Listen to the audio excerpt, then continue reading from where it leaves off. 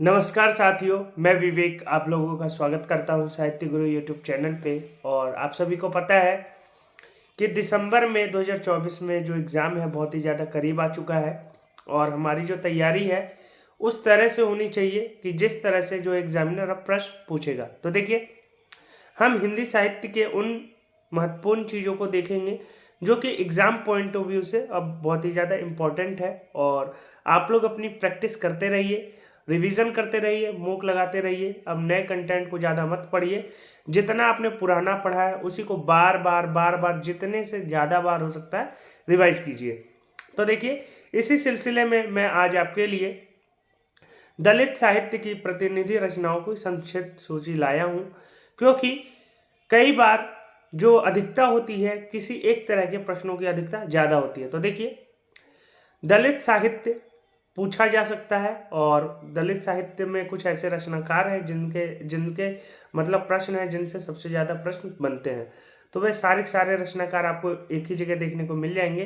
तो इन रचनाओं को आप बड़े ही ध्यान से देखिएगा। इनका प्रकाशन वर्ष भी दिया गया है और रचनाकार और रचनाओं के नाम भी दिए गए हैं। तो देखिए, दलित साहित्य की प्रतिनिधि रचनाओं की संक्षिप्त सूची है ये। इसमें कविता संग्रह, ये सारी चीज़ें हमें देखने को मिलेगा। देखिए, 1981 ईस्वी में प्रकाशन हुआ है एकलव्य, जो कि खंड काव्य है, जो कि माता प्रसाद की रचना है। वही देखिए, 1986 ईस्वी की रचना है यातना की आंखें, यातना की आंखें, जो कि दयानंद बटोही की रचना है। और 1986 ईस्वी की रचना है भीम शतक, जो कि माता प्रसाद मिश्र की रचना है। तो देखिए, ये जितनी भी रचनाएं हैं, आप मतलब कई ऐसे पाठक होंगे, श्रोता होंगे जो कि उनको पहली बार ही देखने को मिल रहा होगा। और देख लीजिए, एक मिनट, मैं जूम हो गया है, थोड़ा छोटा कर देता हूँ। हाँ, देखिए, 1987 ईस्वी की रचना है हीरामन। देखिए, हीरामन जो रचना है डॉक्टर धर्मवीर के द्वारा लिखी गई है और यह भी बहुत ही ज़्यादा इम्पोर्टेंट है इस लिहाज से, क्योंकि जो रचनाएं हैं दलित साहित्य में दलितों के द्वारा सबसे ज़्यादा लिखी गई है, लेकिन कुछ रचनाएं जो हैं अन्य जो दलित नहीं हैं उनके द्वारा भी लिखी गई है। देखिए, 1989 ईस्वी की रचना है सफदर एक बयान। सफदर एक बयान मोहनदास नैमिष राय के द्वारा लिखी गई है। और देखिए, ये जो रचना है 1989 की सफदर एक बयान मोहनदास नैमिष राय, ये बहुत ही ज़्यादा महत्वपूर्ण रचना है क्योंकि इनसे प्रश्न बनने की संभावना सबसे ज़्यादा है। अब इसको देख लेते हैं। 1989 ईस्वी की रचना है नदियों का संताप, सदियों का संताप, सॉरी, 1989 ईस्वी का रचना है सदियों का संताप। और बस से बहुत हो चुका 1997 ईस्वी की रचना है ओम प्रकाश वाल्मीकि। देखिए, ओम प्रकाश वाल्मीकि की आत्मकथा जो है उसका नाम है जूठन। और जूठन इतनी महत्वपूर्ण रचना है ओम प्रकाश वाल्मीकि की, क्योंकि अगर हम हिंदी साहित्य में दलित रचनाकारों को देखें तो ओम प्रकाश वाल्मीकि जो है एक अलग ही मतलब स्तर पे हमें देखने को मिलते हैं। और इनकी जो रचना है जूठन बहुत ही ज़्यादा महत्वपूर्ण है इस लिहाज से, क्योंकि दलित जो रचना है बहुत ही ज़्यादा, दलित रचनाकारों में ओम प्रकाश वाल्मीकि बहुत ही ज़्यादा महत्वपूर्ण रचनाकार हैं और इनकी रचना जो जूठन है बहुत ही ज़्यादा महत्वपूर्ण है। और देखिए, 1989 ईस्वी की रचना है नई फसल, शिवराज सिंह बेचैन की रचना है। नई फसल जो है शिवराज सिंह बेचैन की रचना है। 1991 में सतह से उठते हुए डॉक्टर एन सिंह की रचना है। सतह से उठते हुए डॉक्टर एन सिंह की रचना है। 1995 ईस्वी की अगर हम रचना देखें तो व्यवस्था के विषधर डॉक्टर कुसुम वियोगी की रचना है। तो ये सारी रचनाएं जो हैं देखते चलिए, लेकिन जो कुछ महत्वपूर्ण मैं बताऊंगा बीच बीच में उनको आप विशेष रूप से याद कर लीजिएगा। 1996 ईस्वी की रचना है डॉक्टर अंबेडकर की कविताएं कंवल भारती के द्वारा लिखी गई है। 1996 की रचना है डॉक्टर अंबेडकर की कविताएं, जो कि कंवल भारती के द्वारा लिखी गई है। और 1996 में ही लिखी गई है सुनो ब्राह्मण, जो कि मलखान सिंह के द्वारा लिखी गई है। तो 1996 की ये जो रचना है सुनो ब्राह्मण, ये भी महत्वपूर्ण हो जाती है क्योंकि इसमें ब्राह्मणों के बारे में कहा गया है। और इसको देख लेते हैं। 1998 ईस्वी की रचना है चेतना के स्वर। चेतना के स्वर रचना है डॉक्टर एन सिंह के द्वारा लिखी गई है। 2000 ईस्वी की रचना है हार नहीं मानूंगा। ये भी महत्वपूर्ण रचना है जो कि लिखी गई है ईश कुमार गंगानिया के द्वारा। ईश कुमार गंगानिया के द्वारा लिखी गई है। 2000 ईस्वी की रचना है पहचान रजनी तिलक। पहचान रजनी तिलक 2000 ईस्वी की रचना है। 2001 ईस्वी की रचना है पतंग और चरखड़ी, मुकेश मानस के द्वारा लिखी गई है। और इसको देख लेते हैं। 2002 ईस्वी की रचना है आज का समय, डॉक्टर तेज सिंह। और 2004 ईस्वी की रचना है मेरा गांव, सूरजपाल चौहान। मेरा गांव जो रचना है सूरजपाल चौहान के द्वारा लिखी गई है। 2006 ईस्वी की रचना है दलित निर्वाचित कविताएं, जो कि कंवल भारती के द्वारा लिखी गई है। और कहानी संग्रह को भी देख लेते थे कि कहानी संग्रह, ये तो कविता संग्रह थे, अब कहानी संग्रहों को देखते हैं। 1995 ईस्वी की रचना है दयानंद बटोही की सुरंग। और 1997 ईस्वी की रचना है सत्य प्रकाश चंद्रमौली का रक्तबीज रचना है। 1997 ईस्वी की रचना है डॉक्टर कुसुम की रचना है वियोगी। और चर्चित दलित कहानियों को भी देख लेते हैं, जो कि बहुत ही ज़्यादा महत्वपूर्ण रचनाएं हैं, बहुत ही ज़्यादा महत्वपूर्ण कहानियां हैं। 1998 ईस्वी की रचना है डॉक्टर एन सिंह यातना की परछाइयाँ। और 1998 ईस्वी की रचना है काले हाशिए पर। 1998 ईस्वी की रचना है काले हाशिए पर। और 1998 ईस्वी की रचना है मोहनदास नैमिषराय आवाजें आई। मोहनदास नैमिषराय की रचना है आवाजें आई, 1998 ईस्वी की रचना है। और 1999 ईस्वी की रचना है सूरजपाल चौहान के द्वारा लिखी गई है हैरी कब आएगा। और 2010 ईस्वी का रचना है नया ब्राह्मण। और 2000 ईस्वी की रचना है ओम प्रकाश वाल्मीकि की रचना है सलाम। तो सलाम और जूठन ये बहुत ही ज़्यादा महत्वपूर्ण रचना है। और ये 2000 ईस्वी की रचना है डॉक्टर वाल्मीकि के द्वारा, ओम प्रकाश वाल्मीकि की। और 2005 ईस्वी की रचना है जयप्रकाश कर्दन के द्वारा लिखा गया है तलाश। तो जयप्रकाश कर्दन की भी रचनाएं जो है महत्वपूर्ण है। 2005 ईस्वी की रचना है तलाश। 2006 ईस्वी की रचना देख लेते हैं अजय नावरिया पटकथा और अन्य कहानियाँ। अजय नावरिया की कहानी है पटकथा और अन्य कहानियाँ, 2006 ईस्वी की रचना है। 2011 ईस्वी की रचना है शिवराज सिंह बेचैन की रचना है भरोसे की बहन। 2011 ईस्वी की रचना है रजत रानी मीनू हम कौन है। तो रजत रानी के द्वारा लिखी गई है रचना मीनू हम कौन है। और उपन्यास देख लेते थे कि उपन्यास जो है ज़्यादा महत्वपूर्ण रहने वाले हैं और इनको आप जरूर याद करने की कोशिश कीजिएगा। 1995 ईस्वी की रचना है डॉक्टर धर्मवीर पहला खत। डॉक्टर धर्मवीर के द्वारा लिखा गया है पहला खत। 1994 ईस्वी की रचना है जयप्रकाश कर्दन के द्वारा लिखा गया है छप्पर। 1995 ईस्वी की रचना है सत्य प्रकाश की रचना है जस तस भई सवेरे। 1999 ईस्वी की रचना है जो कि मोहनदास नैमिषराय के द्वारा लिखी गई है मुक्ति पर्व। 2004 ईस्वी की रचना है आज बाजार बंद है। और 2010 ईस्वी की रचना है रूपनारायण सोनकर, जो कि सूरदास के द्वारा लिखी गई है। और आत्मकथाएं भी देख लेते हैं। देखिए आत्मकथाएं सबसे ज़्यादा महत्वपूर्ण रहने वाली हैं। 1995 ईस्वी की रचना है मोहनदास नैमिषराय की अपने अपने पिंजरे। तो देखिए आत्मकथाएं जितनी भी हैं दलितों की, ये बहुत ही ज़्यादा महत्वपूर्ण है और इनसे प्रश्न बनने 100% तय है कि बनेंगे। मोहनदास नैमिषराय की रचना है 1995 ईस्वी की रचना है अपने अपने पिंजरे। 1997 ईस्वी की रचना है ओम प्रकाश वाल्मीकि की जूठन। और 2002 ईस्वी की रचना है सूरजपाल चौहान की तिरस्कृत। 2009 ईस्वी की रचना है शिवराज सिंह बेचैन का मेरा बचपन मेरे कंधों पर। 2009 ईस्वी की रचना है रूपनारायण सोनकर की नागफनी। तो देखिए ये सारी की सारी जो आत्मकथाएं हैं बहुत ही ज़्यादा इम्पोर्टेंट है, क्योंकि ये जितने भी रचनाकार हैं दलित रचनाकार, ये सारे सारे ही महत्वपूर्ण हैं।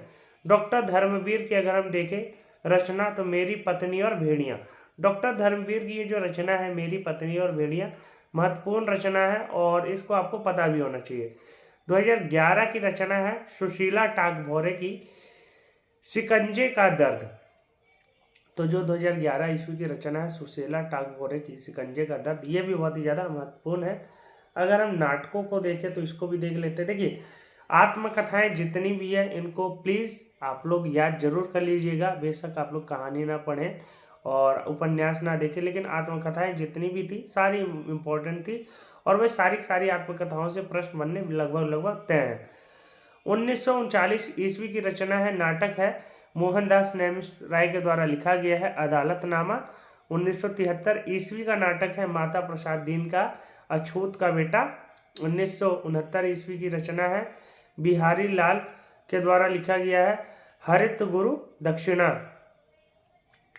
बिहारी लाल हरित के द्वारा लिखा गया है गुरु दक्षिणा। और 1999 ईस्वी की रचना है, रूप नारायण सोनकर के द्वारा लिखा गया है विषधर। 2000 ईस्वी की रचना है, माता प्रसाद के द्वारा लिखा गया है अंतहीन बेड़िया। 2001 ईस्वी की रचना है, मोहनदास नेमिष राय के द्वारा लिखा गया हेलो कॉमरेड। 2001 ईस्वी की रचना है, सूरजपाल चौहान के द्वारा लिखा गया है छू नहीं सकता। और 2001 ईस्वी की रचना है, रूप नारायण सोनकर के द्वारा लिखा गया है एक दलित डिप्टी कलेक्टर। 2007 ईस्वी की रचना है, डॉक्टर सुशीला टागभोरे के द्वारा लिखा गया है नंगा सत्य। 2008 ईस्वी की रचना है, राम नारायण सिंह और राम नारायण सिंह राणा के द्वारा लिखा गया है अंगूठा कलवे का काव्य नाटक। तो ये सारे नाटक हैं, तो इनको आप जरूर देखिए और आत्मकथाएं जितनी भी है उनको याद कीजिए और आत्मकथाओं से प्रश्न बनना तय है। आलोचना ग्रंथ भी देख लेते हैं कि किस प्रकार की आलोचनाएं हमें ग्रंथ इनमें देखने को मिलता है। 2001 ईस्वी की रचना है, ओम प्रकाश वाल्मीकि की ही रचना है, आलोचना ग्रंथ है दलित साहित्य का सौंदर्य शास्त्र। देखिए, जो कुछ रचनाकार हैं हिंदी साहित्य में दलित साहित्यकार, जैसे कि ओम प्रकाश वाल्मीकि हो गए, सुशीला टागभोरे हो गए, नेमिष राय हो गए, ये सारे बहुत ही ज़्यादा महत्वपूर्ण हैं। इन जितने भी 4-5 दलित रचनाकार हैं, इनकी सभी रचनाओं को हो सके तो आप जरूर देखिए। हो सके तो इन सभी रचनाओं के डेट, फैक्ट और क्या है उन रचनाओं में ये भी थोड़ा जान लीजिए ताकि आपको चीज़ें पता हो। 2001 ईस्वी की रचना है, कमल भारती की रचना है दलित साहित्य की भूमिका। 2005 ईस्वी की रचना है, जयप्रकाश कर्दन की 21वीं सदी में दलित आंदोलन साहित्य एवं समाज चिंतन। तो ये आलोचना ग्रंथ है नेमिष राय का, जो कि 2005 ईस्वी में लिखा गया है। और 2005 ईस्वी का यह डॉक्टर धर्मवीर का कबीर के आलोचक, कबीर के आलोचकों पर केंद्रित 4 किताबें हमें देखने को मिलती है, डॉक्टर धर्मवीर के द्वारा लिखा गया है। 2005 में इसका प्रकाशन हुआ है। 2006 ईस्वी की अगर हम रचना देखें तो कमल भारती की रचना है दलित साहित्य की अवधारणा।